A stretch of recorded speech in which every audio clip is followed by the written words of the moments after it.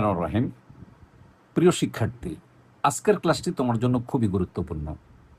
আজকের ক্লাসে তোমাকে শেখানো হবে কোনো যোগে কোনো মোলের শতকরা সংযুক্তি কিভাবে বের করতে হয় এবং শতকরা সংযুক্তির উপর ভিত্তি করে বোর্ডে সিকিউ কিভাবে আসে এবং কিভাবে উত্তর করতে হয়।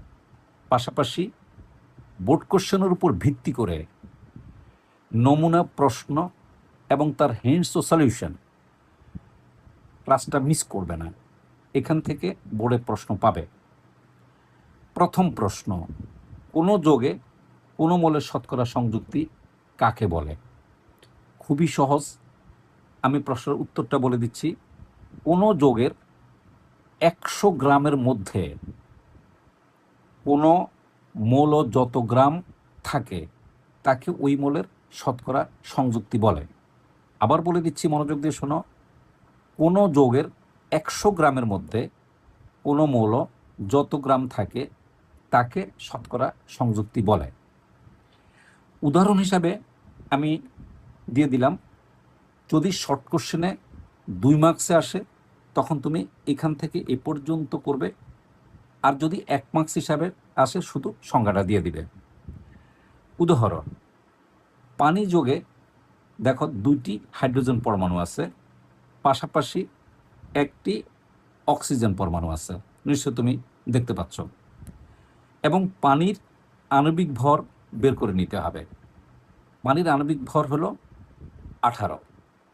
সুতরাং দেখো, খুব ভালো করে খেয়াল করো, এই যে 18 গ্রাম যে পানি আছে, এই যে 18 গ্রাম যে পানি আছে, এই 18 গ্রাম পানির মধ্যে দেখো এই হাইড্রোজেন আছে, এই যে 2 গ্রাম, এই যে হাইড্রোজেন আছে 2 গ্রাম। সুতরাং 1 গ্রাম পানিতে হাইড্রোজেন আছে 2/18 গ্রাম। সুতরাং 100 গ্রাম পানিতে হাইড্রোজেন আছে 2 × 100/18 গ্রাম সমান সমান 11.11 গ্রাম। সুতরাং হাইড্রোজেনের শতকরা পরিমাণ হবে 11.11%। আবার দেখো, আমরা যদি দ্বিতীয় মৌল অক্সিজেন হিসাব করি, তাহলে দেখো এই 18 গ্রাম পানির মধ্যে দেখো এই যে 16 গ্রাম অক্সিজেন আছে, তাহলে 18 গ্রাম পানির মধ্যে অক্সিজেন আছে 16 গ্রাম। সুতরাং 1 গ্রাম পানিতে অক্সিজেন আছে 16/18 গ্রাম। সুতরাং 100 গ্রাম পানির মধ্যে আছে অক্সিজেন আছে 16 × 100/18 গ্রাম সমান সমান 88.89 গ্রাম। অতএব পানির মধ্যে হাইড্রোজেনের শতকরা সংযুক্তি 11.11%, অক্সিজেনের শতকরা সংযুক্তি 88.89%। পরীক্ষা যদি আসে কোনো মোলের শতকরা সংযুক্তি বলতে কি বুঝো, 1 মার্কসে আসলে শুধু সংজ্ঞাটা দিবে, ব্যাখ্যা করো যদি কথাটা লেখা থাকে, তখন তুমি এই উদাহরণ হিসেবে এই জিনিসটা দিয়ে দিবে, এটাই ব্যাখ্যা। এবার আসি আমরা বিভিন্ন বোর্ড থেকে গৃহীত যোগের শতকরা সংযুক্তি যেগুলো আসে তা আমি এখানে উল্লেখ করে দিলাম 2 নম্বর প্রশ্নে। দেখো, বিভিন্ন বোর্ডে আসা যোগগুলো আমি একসাথে তোমাকে এখানে উল্লেখ করে দিলাম, 11টি আছে। আমি এখানে করে দিব বেশ কয়েকটি, বাকিগুলো প্র্যাকটিস করার জন্য তোমাকে দেব। প্রথম হলো সালফ্রিক অ্যাসিড যোগের কিভাবে শতকরা সংযুক্তি তুমি বের করবে, এবং পরীক্ষা যদি আসে সালফ্রিক অ্যাসিডের শতকরা সংযুক্তি নির্ণয় করো, তখন তুমি কিভাবে অ্যান্সার করবে। উত্তরটা দেখো, প্রথমেই তুমি এই সূত্রটা উল্লেখ করতে হবে। কোনো যোগের কোনো মোলের শতকরা সংযুক্তি সমান সমান মোলটির পারমাণবিক ভর ইন্টু পরমাণুর সংখ্যা ইন্টু 100 যোগটির আণবিক ভর, এরপরে পার্সেন্টেজ দিবে। এখন এই সূত্রটা কিভাবে প্রেজেন্টেশন দিয়ে অঙ্কটা করবে তা আমি দেখাচ্ছি। আমরা 2-এর 1 নম্বরটা করতেছি, সালফ্রিক অ্যাসিড যোগে মোলের শতকরা সংযুক্তি নির্ণয়। প্রথম লাইন, সালফ্রিক অ্যাসিডের আণবিক ভরটা তুমি বের করে দেখাবে এবং 98 পাওয়া গেল। এরপরে তুমি সূত্রটা অবশ্যই তোমাকে লিখতে হবে, এই সূত্র যদি তুমি না লিখো তাহলে তোমাকে 2 মার্কসের মধ্যে 1 মার্কস দিবে, অথবা যদি 3 মার্কসে থাকে তাহলে 2 মার্কস দিবে, অর্থাৎ সূত্রের জন্য 1 মার্কস বরাদ্দ থাকে। আমরা জানি যোগে মোলের সংযুক্তি সমান সমান মোলের পারমাণবিক ভর ইন্টু পরমাণুর সংখ্যা ইন্টু 100 ডিভাইডেড বাই যোগের আণবিক ভর, তারপর পার্সেন্টেজ। সুতরাং দেখো হাইড্রোজেনের শতকরা সংযুক্তি, দেখো হাইড্রোজেন কয়টা আছে, 2টা আছে পরমাণু, প্লাস হাইড্রোজেনের পারমাণবিক ভর 1। তাহলে দেখো এই হাইড্রোজেনের পারমাণবিক ভর 1 ইন্টু পরমাণুর সংখ্যা কয়টা আছে, 2টা, এই যে 2টা পরমাণু, ইন্টু 100 ডিভাইডেড বাই 98, এরপরে হলো পার্সেন্টেজ। আমরা যদি এটাকে ক্যালকুলেট করি তাহলে আমরা ফলাফল পাবো 2.04%। একইভাবে সালফারের শতকরা সংযুক্তি, এখানে সালফার 1 পরমাণু আছে, তাহলে পারমাণবিক ভর হলো 32 ইন্টু 1, যেহেতু শতকরা পার্সেন্টেজ করবো ইন্টু 100 ডিভাইডেড বাই 98%, আমরা ক্যালকুলেট করে ফেলাম 32.65%। অক্সিজেনের শতকরা সংযুক্তি সমান সমান পারমাণবিক ভর হলো 16 এবং পরমাণু দেখো 4টা আছে, এই যে দেখো পরমাণু 4টা, ইন্টু 100 ডিভাইডেড বাই 98, এরপরে পার্সেন্টেজ সমান সমান 65.31%। সুতরাং হাইড্রোজেন সমান সমান 2.04%, সালফার সমান সমান 32.65% এবং অক্সিজেন সমান সমান 65.31%। ডেফিনেটলি এখানে আমরা অক্সিজেন লিখে দিব।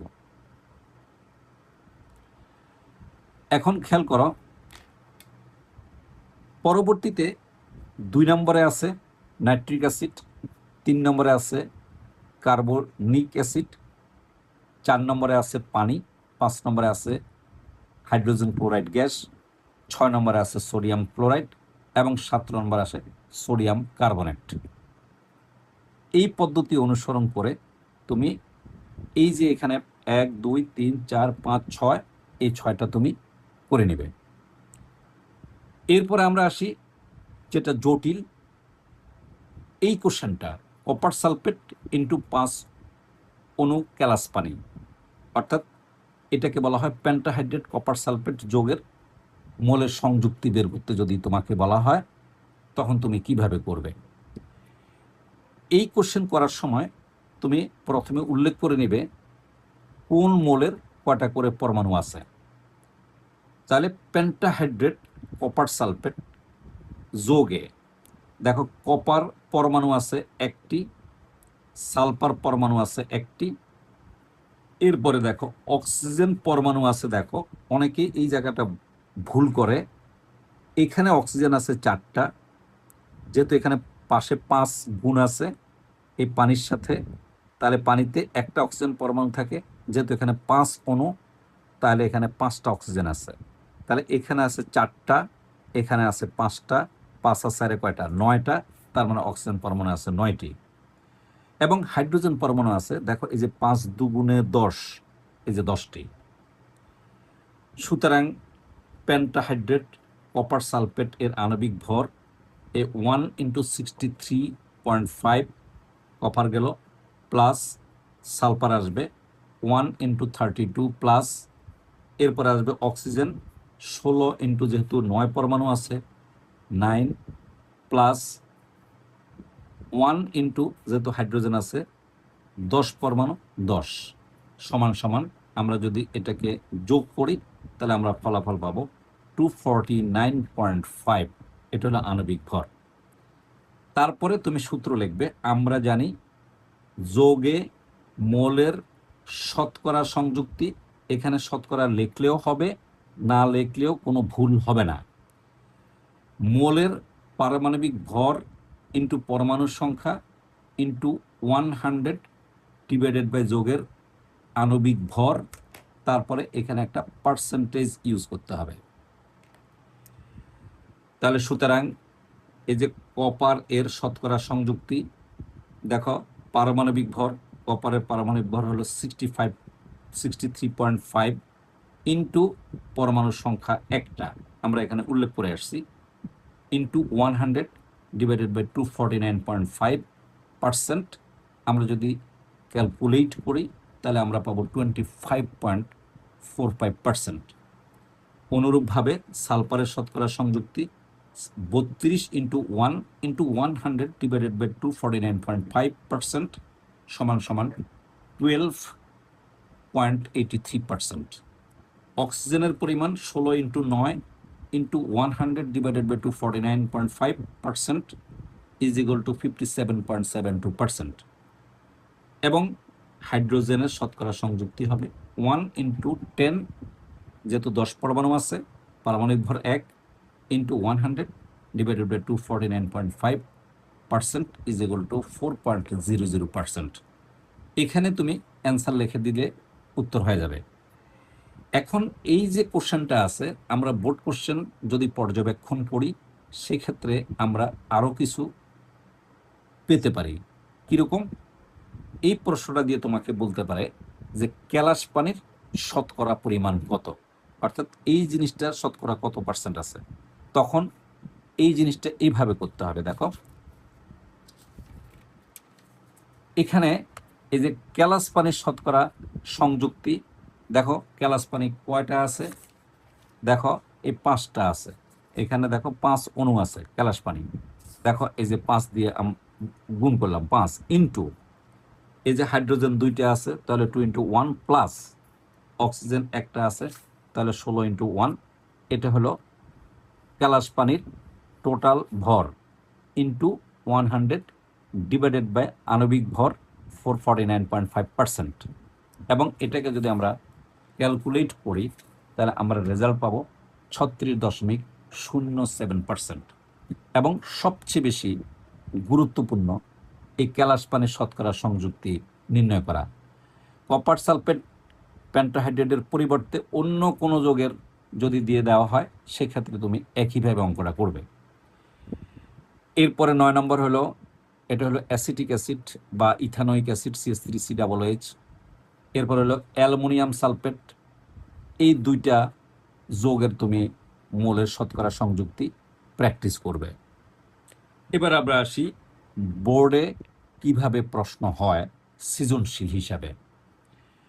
দেখো রাজশাহী বোর্ড 25, দিনাজপুর বোর্ড 22, এইভাবে প্রশ্নটা প্রেজেন্টেশন আসছে 3 মার্কস হিসাবে। জাস্ট 2টা পাত্র দেওয়া আছে, এখানে প্রথম পাত্রে দেওয়া আছে সালফ্রিক অ্যাসিডের দ্রবণ এবং দ্বিতীয় পাত্রে দেওয়া আছে পটাশিয়াম হাইড্রোক্সাইডের দ্রবণ। যেহেতু আমরা করতেছি তাই বাকি ইনফরমেশনগুলো আপাতত এখানে আমার কাজে লাগবে না, কিন্তু প্রশ্ন থাকলেও সেটা আমার ব্যবহার করার কোনো প্রয়োজন নেই। প্রশ্নে বলা হয়েছে এ এবং বি পাত্রের দ্রবণের মিশ্রণে উৎপাদিত লবণের শতকরা সংযুক্তি বের করো। দেখো প্রথম পাত্রে সালফিউরিক অ্যাসিড আছে এবং দ্বিতীয় পাত্রে পটাশিয়াম হাইড্রোক্সাইড আছে। সালফিউরিক অ্যাসিড এটা অ্যাসিড এবং পটাশিয়াম হাইড্রোক্সাইড এটা ক্ষার। তাহলে অ্যাসিড এবং ক্ষার বিক্রিয়া করে লবণ এবং পানি উৎপন্ন করবে। তাহলে এই কোশ্চেনটা যখনই তুমি উত্তর শুরু করবে অ্যাট ফার্স্টে তোমাকে বিক্রিয়া দিতে হবে। তাহলে এখানে দেখো সালফিউরিক অ্যাসিড প্লাস এই যে পটাশিয়াম হাইড্রোক্সাইড, যদি তুমি মনে রাখতে চাও তাহলে এখানে দেখো সালফেট আছে আর এখানে হাইড্রোজেন আছে। সালফেট ইজ অলওয়েজ নেগেটিভ আর হাইড্রোজেনকে আমরা পজিটিভ ধরে নিচ্ছি। এখানে OH আছে আর এখানে পটাশিয়াম আছে, পটাশিয়ামটাকে আমরা পজিটিভ ধরে নিচ্ছি, OHটাকে আমরা নেগেটিভ ধরে নিচ্ছি। তাহলে স্বাভাবিকভাবেই এই যে পটাশিয়াম যেহেতু প্লাস এবং সালফেট যেহেতু মাইনাস, তাহলে পটাশিয়াম সালফেটের সাথে যুক্ত হয়ে উৎপন্ন করবে পটাশিয়াম সালফেট, কারণ পটাশিয়ামের যোজনী 1, সালফেটের যোজনী 2। তাই পটাশিয়াম সালফেট লবণ লেখার সময় এই যে সালফেটের যোজনীটা পটাশিয়ামের নিচে আসবে এবং পটাশিয়ামের যোজনী 1 এই ব্র্যাকেট দিয়ে সালফেটের নিচে আসবে, কিন্তু যেহেতু 1 লেখা লাগে না তাই আমরা লিখিনি। এটা হলো পটাশিয়াম সালফেট প্লাস এখানে আসবে পানি, কারণ এখানে OH আর H যুক্ত হয়ে পানি তৈরি করবে। পাশে কেন 2 হলো? এটা হলো জাস্ট ব্যালেন্স করার জন্য, দুই পাশে পরমাণুর সংখ্যা সমান করার জন্য। দেখো এখানে পটাশিয়াম 2টা আছে, যদি আমরা এখানে 2 না দেই তাহলে তো আমার পরমাণুর সংখ্যা মিলবে না, তাই পটাশিয়াম হাইড্রোক্সাইডের পাশে আমরা একটা 2 ব্যবহার করলাম। প্লাস যখনই আমি এখানে 2 ব্যবহার করলাম তাহলে দেখো 2টা হাইড্রোজেন, আবার এখানে 2টা হাইড্রোজেন হয়ে গেল, তাহলে 2 দুগুণে 4টা হাইড্রোজেন হলো। তাই পানির আগে এখানে এই 2 দিতে হবে, কারণ তাহলে 2 দুগুণে 4টা হাইড্রোজেন আমার হয়ে গেল। এটি হলো আমরা ব্যালেন্স মিলাইতে হবে। ব্যালেন্স মিলানোর পরে মূলত দেখো আমরা এখানে লিখে দিতে হবে এটা হলো অ্যাসিড দ্রবণ এবং এটা হলো ক্ষার দ্রবণ। যদি তুমি পূর্ণ 3-এ 3 পেতে চাও তাহলে ঠিক একইভাবে প্রেজেন্টেশন দিতে হবে। প্লাস এখানে যে লবণ হলো এটা হলো পটাশিয়াম সালফেট আর পানি উৎপন্ন হলো। প্রশ্নে বলা হয়েছে যে লবণ উৎপাদিত হয়, তাহলে লবণ উৎপাদিত হলো পটাশিয়াম সালফেট। এখন এই পটাশিয়াম সালফেটের সংযুক্তি আমাকে বের করতে হবে। তাহলে বিক্রিয়া উৎপন্ন লবণ হলো পটাশিয়াম সালফেট। তাহলে পটাশিয়াম সালফেট যোগে দেখো পটাশিয়াম পরমাণু আছে কয়টি? 2টি। এই যে পটাশিয়াম পরমাণু আছে দেখো 2টি, এই যে 2টি পটাশিয়াম পরমাণু আছে। সালফার 1টি আছে পরমাণু, এবং অক্সিজেন দেখো 4টি পরমাণু আছে। তারপর আমরা পটাশিয়াম সালফেটের এই যে আণবিক ভর বের করব, কারণ পটাশিয়াম 2টি আছে। পটাশিয়ামের পারমাণবিক হলো 39 × 2, প্লাস সালফারের পারমাণবিক ভর 32 × 1, প্লাস অক্সিজেনের পারমাণবিক 16 × 4টা পরমাণু আছে 4। আমরা পেলাম যোগ করে 174। তখনই তোমাকে আবার সে সূত্র লিখতে হবে। আমরা জানি যৌগে মোলের শতকরা সংযুক্তি সমান সমান মোলের পারমাণবিক ভর ইন্টু পরমাণুর সংখ্যা ইন্টু 100 ডিভাইডেড বাই যৌগের আণবিক ভর পার্সেন্টেজ। সুতরাং পটাশিয়ামের শতকরা সংযুক্তি দেখো, পটাশিয়াম এই যে আমরা এখানে উল্লেখ করে রাখলাম, দেখো এই যে পারমাণবিক ভর ইন্টু পরমাণুর সংখ্যা ইন্টু 100 ডিভাইড বাই 174, এরপরে পার্সেন্টেজ সমান সমান 44.83%। একইভাবে সালফারের শতকরা পরিমাণ দেখো, সালফার আমরা এখানে উল্লেখ করে রাখছি, এই জন্য আমাদের সহজ হবে 32 × 1, মানে পারমাণবিক ভর, এটা হলো পরমাণুর সংখ্যা, এই যে 32 × 1, আর সূত্র অনুযায়ী 100 ডিভাইডেড বাই আণবিক ভর 174, তারপরে আসবে পার্সেন্টেজ সমান সমান 18.39%। একইভাবে অক্সিজেন আসবে 16 × 4, দেখো 16 × 4 ইন্টু 100 ডিভাইড বাই 174, তারপর আসবে পার্সেন্টেজ সমান সমান 36.78%। এখানে অ্যান্সার দিয়ে দিবে। তো দেখো এই বোর্ডে এটা কিন্তু 3 মার্কস হিসেবে আসছে, অর্থাৎ সৃজনশীলের গ হিসাবে আসছে এই প্রশ্নটা, এবং রাজশাহী বোর্ড এবং দিনাজপুর বোর্ড, রাজশাহী বোর্ডে 25 এবং দিনাজপুর বোর্ডে 22-এ আসছে। আশা করি এরকম যে কোনো প্রশ্ন যদি আসে আলহামদুলিল্লাহ তুমি এখন উত্তর করতে পারবে। এরপরে দেখো আমরা যদি পরবর্তী আরেকটা আলোচনা করি, সেটা আসবে এরকম। দেখো টেস্ট পরীক্ষা হোলি ক্রস 25-এ আসছে এবং বিকারুনেসা নুন স্কুলের 24-এ একটু পরিবর্তিত হয়ে আসছে, কিন্তু একই সিস্টেম। দেখো এখানে বলা হলো, এটা আমি বলছি পর প্র্যাকটিস, এটা তুমি প্র্যাকটিস করবে। তাহলে দেখো এখানে এ ও বি পাত্রে দ্বয়ের এই দ্রবণ একত্রে মিশ্রিত করলে যে লবণ উৎপন্ন হয় তার মোলের শতকরা সংযুক্তি বের করো। আমি তোমাকে হিন্টস দিয়ে দিলাম যেন তুমি করতে পারো। ঠিক কিছুক্ষণ আগে 3-এর 1-এ যেটা করলাম একদম একই বিক্রিয়া, একই প্রশ্ন, জাস্ট বিক্রিয়াটা ভিন্ন। ডেফিনেটলি এখানে আছে দেখো ম্যাগনেসিয়াম হাইড্রোক্সাইড, এই যে ম্যাগনেসিয়াম হাইড্রোক্সাইড এটা কিন্তু ক্ষার, প্লাস এখানে আছে দেখো নাইট্রিক অ্যাসিড, এটা হলো অ্যাসিড নাইট্রিক অ্যাসিড। যদি আমরা বোঝানোর জন্য তোমাকে দেই তাহলে এটা হলো নেগেটিভ, আর এই যে ম্যাগনেসিয়াম এটা হলো পজিটিভ, এখানে হাইড্রোজেন হলো পজিটিভ, এর নাইট্রেট হলো নেগেটিভ। তাহলে এখানে ম্যাগনেসিয়াম এই যে পজিটিভ আর নাইট্রেট হলো নেগেটিভ, তাহলে ম্যাগনেসিয়াম নাইট্রেটের কাছে যাবে। আমরা জানি ম্যাগনেসিয়ামের যোজনী 2, নাইট্রেটের যোজনী 1। তাহলে দেখো এই যে ম্যাগনেসিয়ামের যোজনী 2 চলে গেল নাইট্রেটের নিচে, আর নাইট্রেটের যোজনী 1 এখানে লেখার কোনো প্রয়োজন নাই। তাহলে এটা হলো ম্যাগনেসিয়াম নাইট্রেট প্লাস পানি, এটা হলো লবণ। তারপরে তুমি আমরা 3-এর 1টা যেভাবে করাইছি ঠিক সেইটাকে অনুসরণ করে তুমি এই জিনিসটা প্র্যাকটিস করে ফেলবে।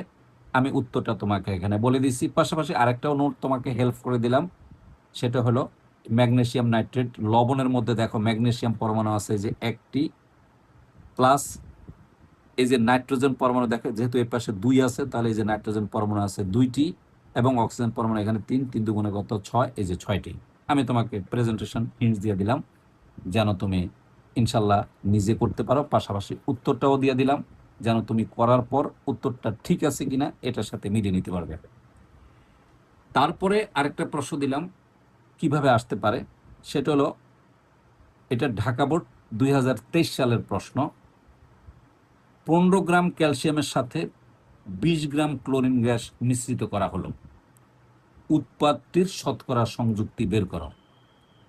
কমপ্লিটলি প্রথমে রিয়েকশন দিতে হবে। এই যে বিক্রিয়া, এখানে ক্যালসিয়াম আর এই যে ক্লোরিন, এই ক্যালসিয়াম ক্লোরিনের সাথে বিক্রিয়া করে দেখো ক্যালসিয়াম ক্লোরাইড উৎপন্ন করে। এটা কিন্তু একটা লবণ, এটা উৎপাদ।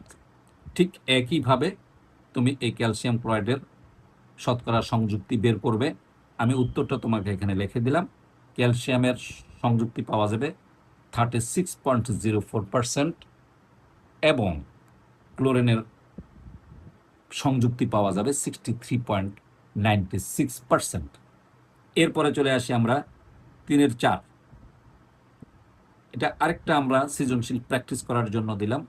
দেখো এখানে দুইটা পাত্র দেওয়া আছে ডেফিনেটলি, যে বলা হয়েছে যে পটাশিয়াম হাইড্রোক্সাইড আছে 40 গ্রাম আর সালফ্রিক অ্যাসিড আছে 20 গ্রাম। এই গ্রামটা কোনো ফ্যাক্টর না, বলা হয়েছে উদ্দীপক দ্রবণদ্বয়ের বিক্রিয়ায় উৎপন্ন লবণের শতকরা সংযুক্তি বের করা। এটাও 3 মার্কস হিসেবে আসছে। এটা আমি কমপ্লিটলি এটাকে ফলো করে এটা করবে। এখানে আমি হিন্টস দেব না, যেহেতু এই দুটো হিন্টস আমি দিয়ে আসছি। তোমাকে তো মেধা যাচাই করতে হবে যে তুমি আসলে পারো কিনা বা বুঝছো কিনা, তাই এটার কোনো হিন্টস আমি উল্লেখ করি নেই, এটা তুমি করবে। এবার আমি চলে আসি ফিনিশিংয়ে। আমি তোমাকে আজকে শতকরা সংযুক্তি সংক্রান্ত বোর্ড কোশ্চেন কিভাবে আসে তার বিস্তারিত পর্যবেক্ষণ তোমাকে দিলাম। এই পুরো শীটটি নোট করার পর কোনো প্রশ্নের সমস্যা হলে তুমি অবশ্যই কমেন্টসে লিখবে। এই ক্লাসটা তুমি সেভ করে রাখবে এবং বারবার দেখে তুমি বোঝার চেষ্টা করবে। ভালো থাকবে। আশা করি পরবর্তী যে ক্লাসটা আমরা নেব সেই ক্লাসটা আরও বেশি গুরুত্বপূর্ণ। সেই ক্লাসের মধ্যে আমাদের আসবে স্থূল সংকেত এবং আণবিক সংকেত কাকে বলে, স্থূল সংকেত আণবিক সংকেতের মধ্যে পার্থক্য, একাধিক যোগের একই স্থূল সংকেত হতে পারে কিনা, গাণিতিক ব্যাখ্যা দাও। পরবর্তী কোশ্চেন, একই যোগের আণবিক সংকেত এবং স্থূল সংকেত একই হতে পারে কিনা, গাণিতিক ব্যাখ্যা দাও। এবং আমরা শিখাবো শতকরা সংযুক্তি দেওয়া থাকবে, সেখান থেকে কিভাবে স্থূল সংকেত বের করতে হয় এবং কিভাবে আণবিক সংকেত বের করতে হয়। খুবই গুরুত্বপূর্ণ লেকচার হবে পরেরটি। আশা করি সেই লেকচারটিও তুমি দেখে নেবে এবং আমরা অচিরেই পোস্ট করব, অপেক্ষায় থাকবে। ভালো থাকবে। ধন্যবাদ।